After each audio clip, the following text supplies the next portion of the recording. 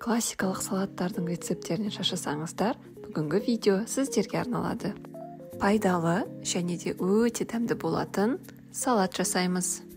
Мен парақшама тіркелуді ұмытпа, ал ендеше кеттік. Ең алдымен салатымыздың соусын жасаймыз. Майлылығы төмен қаймақ немесе греческий йогурт қосамыз. Оның үстінен кез келген горчицаны салып, шым-шым тұз қосып, зәйтүн майын қосып араластырамыз. Соусымыздың консистенциясы сұйықтау болу керек. Менде кішкене қою болып қалды. Сұйылту үшін кішкене греческий йогурт немесе айран құйып жүрсеңіздер болады. Қиярды 4 бұрышты етіп тураймыз. Достар, описание бөлімінде толық рецептісі жазылған. Енді қайнатылған жұмыртқаны да дәл осылай кубик тәріздес етіп тураймыз. Осындай банкаға салатымызды жинаймыз.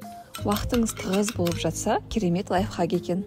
Ең бірінші слой ол соус болады. Соустың үстіне туралған қиярды саламыз. Жақсы сападағы консервідегі тунецті аламыз. Ыдысқа салып, вилканың көмегімен осылай үстінен басамыз. Егер құрғақ болып көрініп жатса, онда консервідегі майын немесе согын кішкене құйып жібереміз. Қиярдан кейінгі слой тунец болады. Балықты ұнатпасаңыздар, тауықтың төс етін қоссаңыздар да болады. Егер папада болсаңыздар, сладкий кукуруза емес, молодой кукуруза аламыз. Кукурузаның үстіне қайнатылған жұмыртқаны саламыз. Енді ең соңғы ингредиент бұл салат жапырақтары. Салат жапырақтарын қолмен үзіп-үзіп, бетіне тығыздап тұрып саламыз. Салат жапырақтарын ұнатпасаңыздар, айсбергке ауыстырса да болады.